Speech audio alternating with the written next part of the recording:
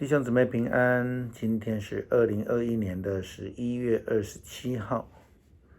今天的经文是诗篇25篇第1到第10节，尼希米记第9章26到31节，路加福音第21章20到24节。我们时常会说以色列人真的是不懂得感恩，他们时常背叛上帝，因此被上帝惩罚，被其他的强国给打败，给掳去。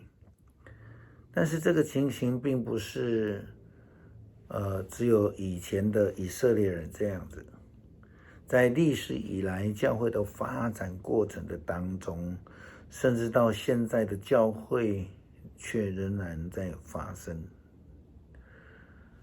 圣经告诉我们，但是你的子民背叛你，不顺从你，他们不理你的法律，他们杀了劝他们弃邪归正的先知，他们一次又一次的侮辱你，你就把他们交在压迫他们的敌人手中。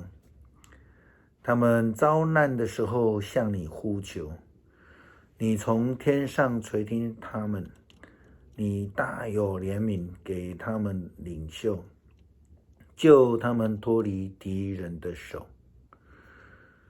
他们得到安宁之后，又在你面前犯罪，你就让仇敌再一次的征服他们。但当他们悔改，再一次向你求救的时候，你在天上听见了，你有大怜悯，一次又一次的拯救他们。因为人们心里刚硬，撒迦利亚书第13章先知才这样子预言说，上帝将要再度的炼净，要去掉他们的杂质，这样我们才能够再度的与上帝建立良好的关系，并且得到上帝的怜悯。很多时候我们认为讲法律、讲规定、说法规太不通人情了，但是我们换一个角度想一想，如果连这种看得到最根本的规范都无法执守的时候，我们又如何能够说我们完全顺服那看不见的上帝呢？尼希米记第9章29节这样提到，你警告他们遵守你的法律，但他们狂傲，不听你的命令。他们明知遵守你的法律是引到生命的路，他们还是硬着脖子顽梗的拒绝听从。这正是以色列人民最严重的问题，他们离开了上帝的道路，得罪了上帝，选择自己去面对将来的结果。耶稣基督他预言耶路撒冷城即将要被毁坏。耶稣说到，将来一块石头也不连在另一块石头上面。这个是在形容到时候的一个惨状。这样的情况并不输给当时候以色列人犹大2个国家被灭亡、被掳到巴比伦时代的惨状。这个预言所提到的背景是在主后70年的时候，罗马的军队进入耶路撒冷，并将整个的犹太地区给正式占领了。他们毁坏了整个耶路撒冷城，屠杀并且更强硬的限制人民的自由，这全都肇因于以色列人心里刚硬，不愿意遵守上帝的旨意与命令。不但如此，他们还杀了耶稣基督，永生上帝的儿子。这如同撒迦利亚先知所说的话，上主万军的统帅啊，他说，刀剑啊，醒来吧，袭击为我做工的牧人，杀了牧人，羊群就四散。我要击打我的子民，全地2/3的人要死亡。我要考验那残存的1/3，使他们纯净，好像银子被火精炼一样。我要试验他们，像试验金子，然后他们会向我祷告，我就垂听。我要告诉他们，他们是我的子民，他们要承认我上主是他们的上帝。这里所说的牧人指的就是耶稣，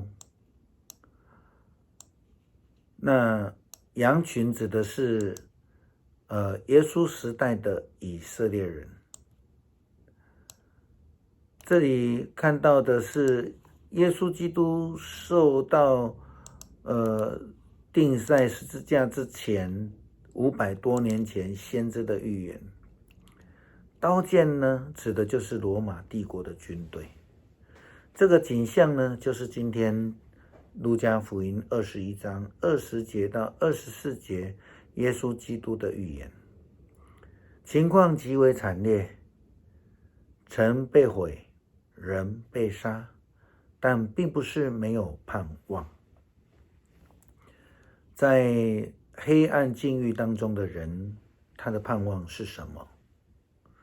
就是那个光，就是那一位他们所背叛、背离、杀害的上帝。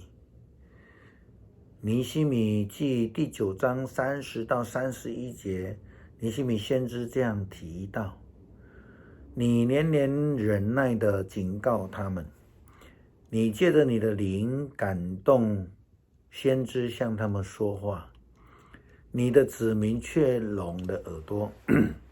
因此你叫正国的人民来征服他们。虽然如此，你怜悯浩大，你并没有丢弃他们，毁灭他们，因为你有恩典怜悯的上帝。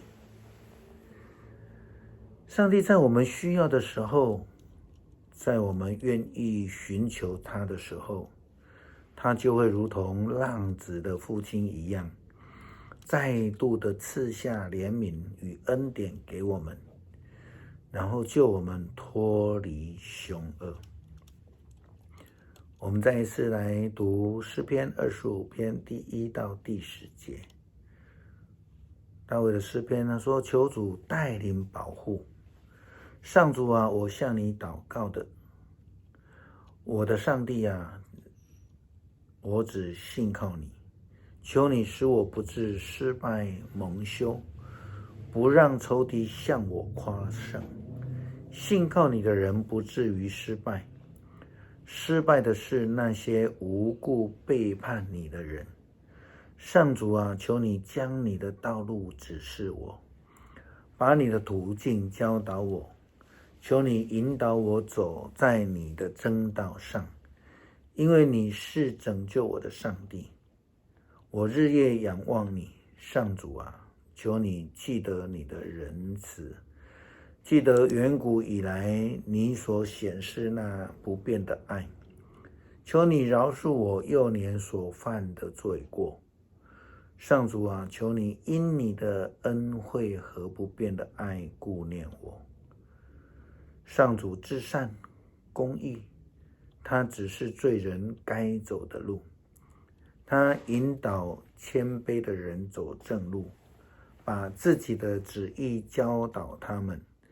他用信实和不变的爱带领所有遵守他的约和他命令的人。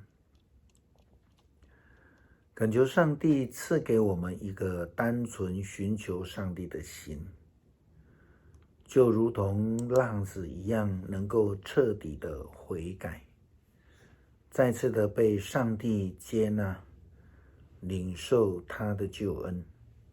感谢上帝，阿们。